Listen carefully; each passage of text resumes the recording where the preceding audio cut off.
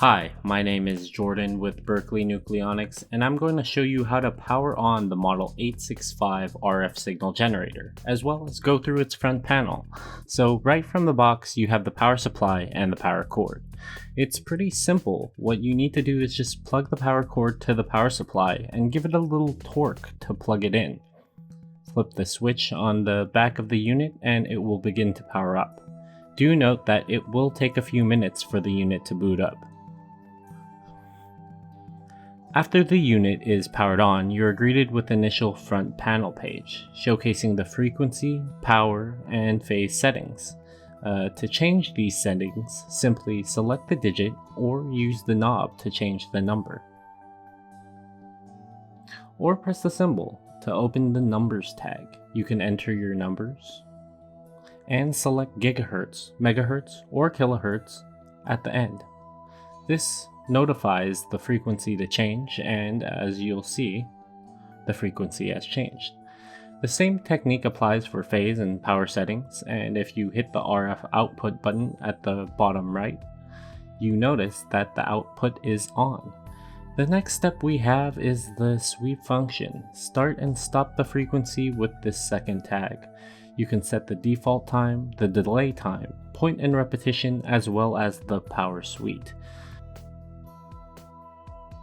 This gives you the ability to adjust the start and stop power. You can use an external reference, whether it is 10 MHz reference or an external 100 MHz reference.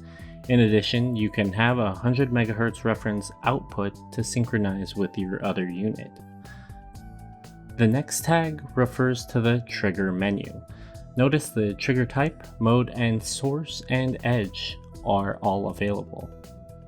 With the trigger mode, you could change from single or continuous, and you can set the unit to trigger on a rising or falling edge. The next tag is the configuration.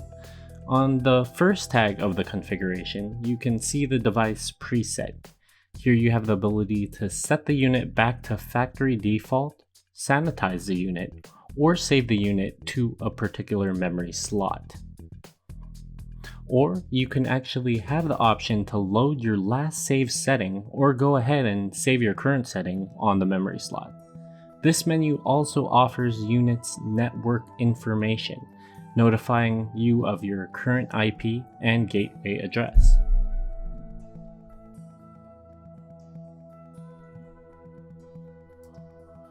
The next tag we have is the display tag. You can set your unit to local and remote or remote only. This action will lock the front panel. For the info tag, similar to the network information, you are given this information for the unit's model, firmware version, serial number, and any options installed on this unit.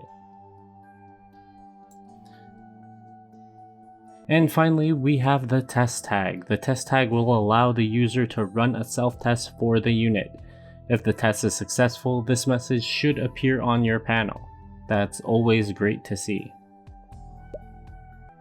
Next, I'm going to show you the control GUI of the Model 865. So you can install the GUI from the USB we provide, or you could download the installer from our BNC website. The first step for installation is to go to berkeleynucleonics.com and click on the product page. When you click on the product page, be sure to look for the Model 865 and scroll all the way down. You will find the GUI installer at the bottom under the Software and Firmware and Drivers Tech section. After clicking that, it will download and install automatically. Following a successful download and GUI installment, you will have to obtain the shared driver. That can be done after clicking OK. Once finished, you have successfully installed your control GUI. After you successfully install the control GUI, you can use the Ethernet cable to connect your unit to your router so that the computer you're using will be able to detect the IP address of your unit and do a remote control. In similar fashion, if you have a USB cable, you can connect it to the unit and then to your computer. And here's a quick demonstration. So on the back of the panel of your Model 865, you can see there's a USB connector. All you have to do is plug that in and on the other end of the USB, connect it to the side of your computer or wherever a USB port is located.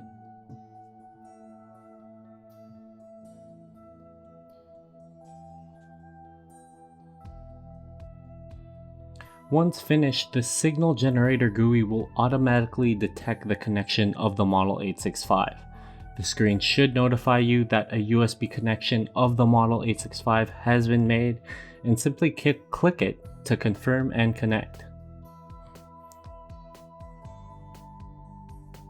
On the CW tag, you have the same access to select frequency power, phase, as you would on the front panel of the Model 865.